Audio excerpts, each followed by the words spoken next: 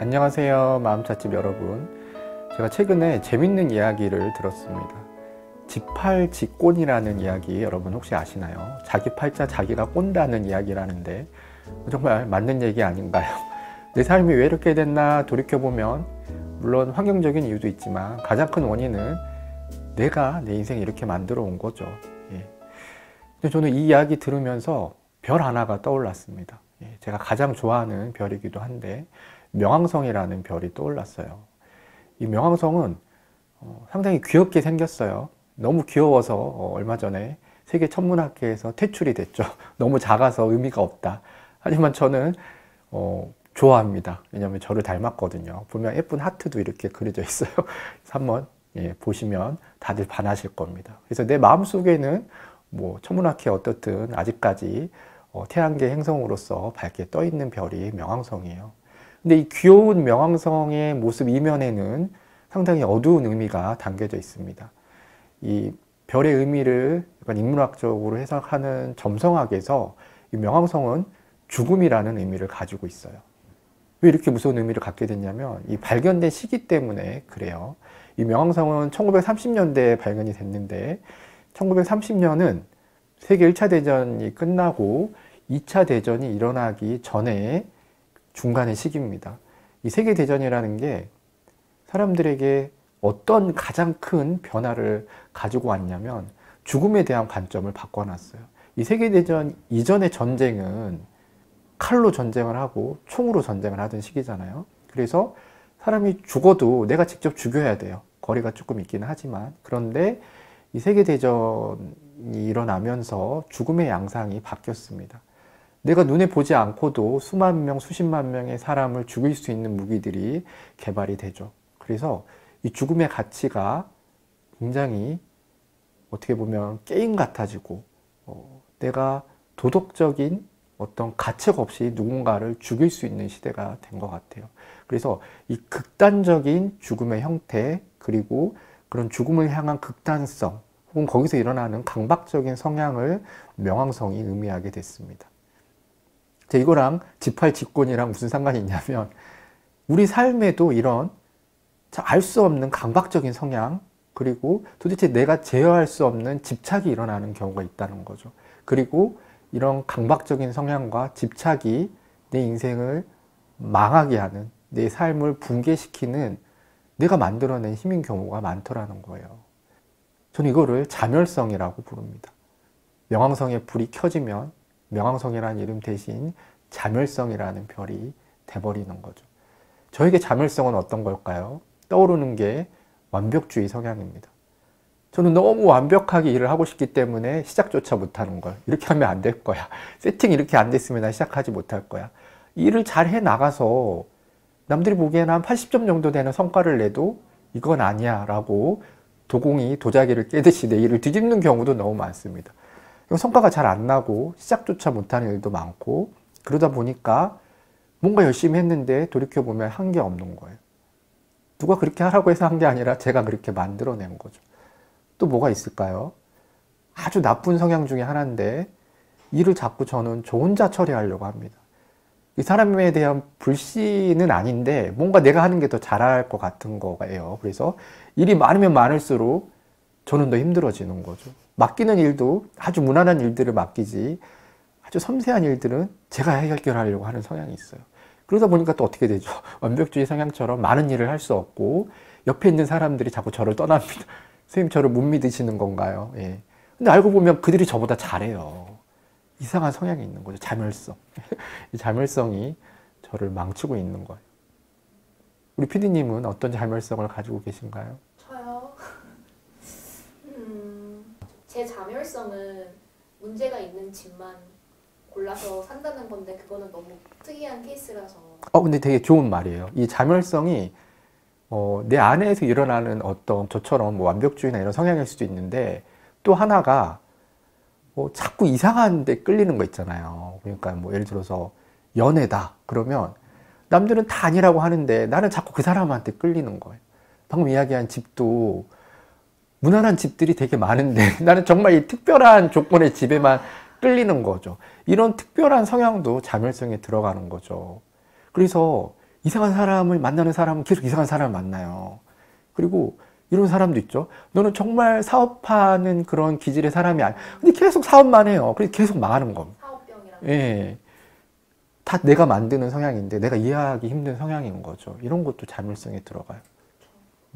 그리고 주로 뭐 결혼하신 분들 중에서는 내가 결혼하기 전에 이미 이 사람이 이런 성향이 있다는 걸 알았는데 알면서도 결혼했는데 생각보다 정도가 더 심하다는 거죠.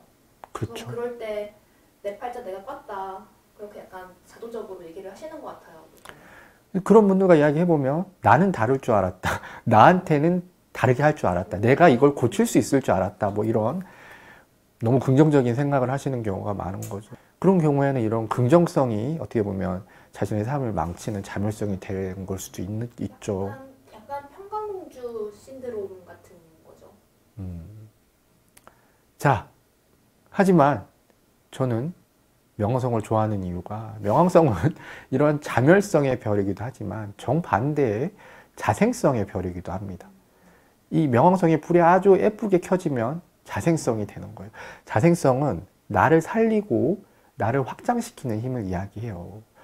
예를 들어서 아까 제가 저를 망치고 있는 완벽주의가 이게 아주 잘 풀어지고 내가 이 완벽주의를 잘 컨트롤하면 정말 좋은 결과물을 내고 남들보다 훨씬 뛰어난 성과를 내게 하는 가장 큰 힘이 되죠.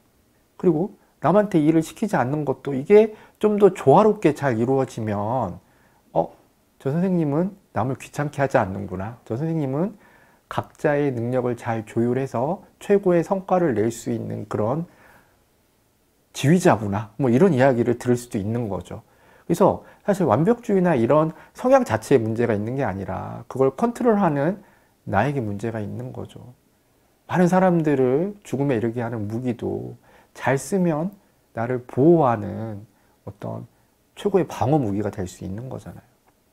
그래서 중요한 건 자멸성이 실화가 아니라 이 자멸성을 그럼 어떻게 하면 자생성으로 만들어내는가가 가장 큰 내 삶에서 해야 되는 일 중에 하나인 거죠. 물론 어려워요. 저는 3가지 단계를 제시를 합니다. 이 3가지 스텝을 밟다 보면 자멸성이 자생성으로 바뀔 수 있는 어떤 계기가 마련되는 거죠.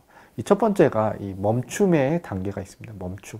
일단 막 내가 끌어올라요. 막 피가 솟구치고 막 호흡이 빨라지고 이렇게 끌어오를 때 일단 멈추시는 거죠. 뭘로 멈출 수 있죠? 호흡으로 멈출 수 있습니다. 이 자멸성이 발휘되는 순간 대부분의 우리의 호흡은 엉망진창으로 엉켜 있어요. 마치 전투에 임하는 투사처럼 굉장히 가파르고 불규칙하고 온몸에 힘이 들어가 있는 게 느껴지실 거예요.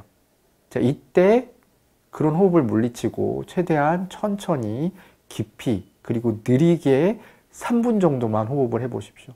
이 느린 호흡이 나의 거친 호흡을 밀어내면서 내가 나를 바라볼 수 있는 거리를 만들어줘요. 내가 또 이러고 있네? 내가 또 나를 망치게 하고 있네? 나의 안 좋은 습성이 또 일어나고 있네? 라는 자각이 일어나기 시작하는 거죠. 이 자각은 멈춤의 순간에 일어납니다. 잘 멈추셔야 돼요. 처음에 이거 되게 안 멈춰져요. 그리고 내가 그러는지도 인지가 안 됩니다. 남한테 알람을 울리게 해놓든지 내가 또 그러거든 선생님 멈추세요 라고 이야기를 하게 해달라고 부탁을 하세요. 정 안 되면. 예. 멈춤 다음 단계는 이제 알아차림의 단계가 있습니다. 내가 지금 뭘 하고 있는 거지? 라고 알아차리셔야 되는데 어떻게 알아차리셔야 되냐면 내 삶이라는 큰 지도 속에서 내가 이렇게 애쓰고 내가 이걸 꼭 이렇게 해내려고 집착하고 있는 이 일이 어떤 의미가 있고 가치가 있는지를 발견하시는 거죠. 내 삶의 지도 속에서 이 일의 모습을 보세요. 어디 위치에 있고 어느 정도의 크기인지.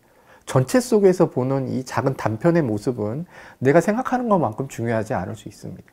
늘 큰 그림을 그리는 연습을 하시라는 거죠. 그러기 위해선 질문이 필요해요. 나의 초심은 어땠는가? 나는 이 일을 왜 하려고 하는가? 내가 이렇게 하면 내가 행복해지고 내 주위의 사람들이 행복해질 수 있는가?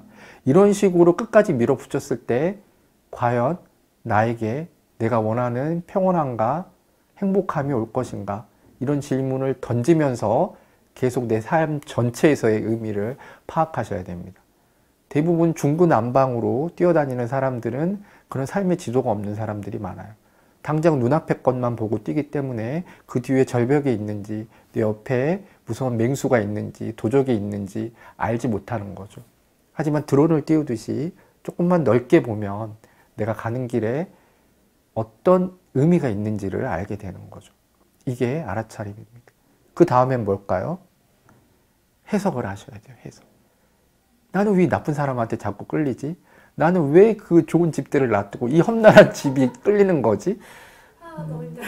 나는 왜 이렇게 완벽하려고만 하는 거지에 대한 의미와 해석을 하실 수 있어야 되는 거죠. 신이 나에게 그런 능력을 준 이유는 나 혼자 잘 먹고 잘 살라는 건 아닐 거예요. 신이 나에게 이 사람을 끌리게 하고 이런 집을 끌리게 하는 데에는 틀림없이 어떤 이유가 있겠죠. 나를 괴롭히기 위해서 그러는 게 아니에요. 내가 미처 알지 못하고 발견해내지 못한 이유가 있을 수 있습니다. 사실 신이 나에게 완벽주의를 준 이유를 생각해 보면 적당히 지치라는 의미가 있는 것 같아요.